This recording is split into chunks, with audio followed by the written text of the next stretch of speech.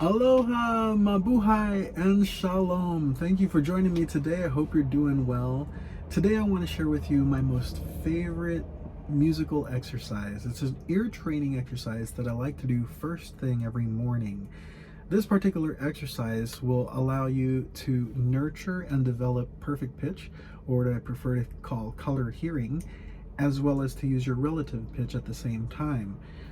When I was a college student in my 20s, I had the honor and the privilege to be accepted into a prestigious vocal jazz ensemble. It was 13 vocals, and a jazz rhythm section, kind of arranged like a Count Basie orchestra, where rather than the horns, it was voices.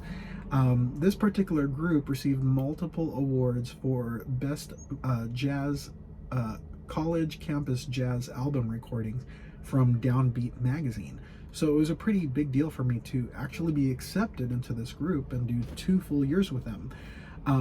But the thing that I discovered prior to this group, I'd always had positive experiences with my singing, a lot of great positive feedback.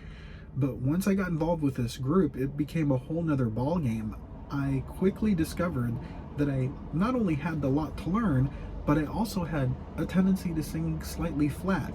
When you're singing with 13 other singers and your job is to blend and create these lush, sophisticated jazz harmonies, you really have to be on point, and I wasn't always on point, and that really disheartened me.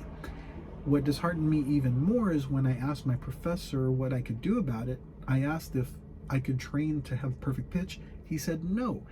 You can't have perfect pitch as an adult. You have to be born with it. You cannot develop it. That was disheartening for me as well. Luckily for me, being the stubborn person that I am, I set out to prove him wrong. And I'm glad that I did, because what I found is perfect pitch has nothing to do with being perfect. It has everything to do with perception. It's a color hearing. It's just a perception like seeing, smelling, and tasting. For example, you weren't born knowing the names of the colors of the rainbow, yet you could see all the colors.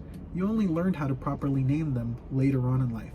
Same exact thing with our musical notes. We're not born knowing the names of every pitch, but we can still hear the beautiful sounds and the tones of the music. We only learn how to name the pitches later on in life. Now, if you're a lucky child like Tristan, whose father is Rick Beato, who is training him from a very, very young age when the brain is still fresh in the world and absorbing information like a sponge, receive that perfect pitch training at that young, tender age, that perfect pitch is going to come to you really, really fast. For those of us who are adults that didn't have parents who taught us that at a young age, it takes a little bit more time to develop it as an adult. But it doesn't mean that it's impossible. So don't let anyone discourage you from trying, because after all, any ear training for a musician is good. Just because the process is slow doesn't mean you're not going to benefit. You're going to receive benefits regardless of how long it takes, as long as you do the process. Other thing is that it's not about perfection. Recently, I was watching Charlie Puth on a talk show, and the host was talking about Charlie Puth's perfect pitch. If you don't know Charlie Puth, he's a famous pop musician who happens to have perfect pitch, fantastic producer, performer, songwriter, just a wonderful, wonderful musician.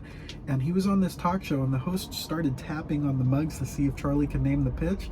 Charlie would give an answer, the band would test it, would check it, and he'd be correct. He was right pretty much all the time, except for one instance where the mug was an A flat. Charlie said it was an A, the band checked it. Charlie and the band knew that it was wrong. You could see on Charlie's face that he knew that it was wrong. The host was gracious enough to not correct him. In fact, I don't think he was even aware of it. But the band and Charlie was aware of it, but they, let it slide to save face, and that's great. This is just to illustrate that it's not about perfection. Even Charlie Puth can get it wrong sometimes.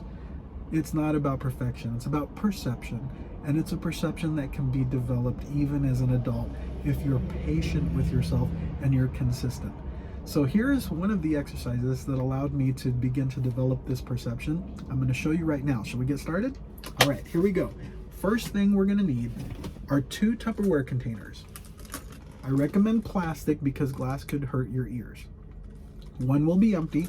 One will have 20 marbles with which we keep score. Second thing you'll need, your favorite instrument. Mine is the ukulele. I love the ukulele. Pick the one that you love because you'll be most familiar with that sound. Just make sure that it's in tune. Third thing we'll need, index cards. I've cut these into small squares, and on each index card, print out the names of every individual pitch, just like that. Now, to start the exercise, the first thing we have to do is shuffle the cards.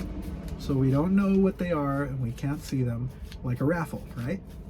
Once we've got the cards shuffled, put them down, and without looking, we're gonna pick from the very top of the pile, see what we get. Looks like F sharp, G flat. Some of you might already know these are two different spellings for the same pitch. So F sharp and G flat are the exact same pitch.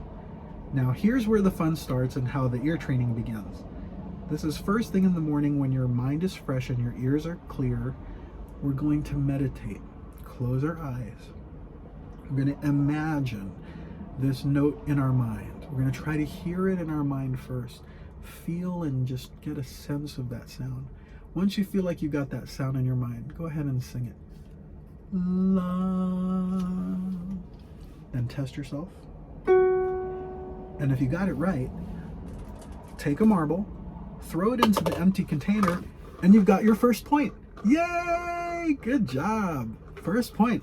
Once we've earned our first point, we're going to take the card that we picked, set it aside, and then we continue on. Again, picking from the top of the original pile. See what note we get this time?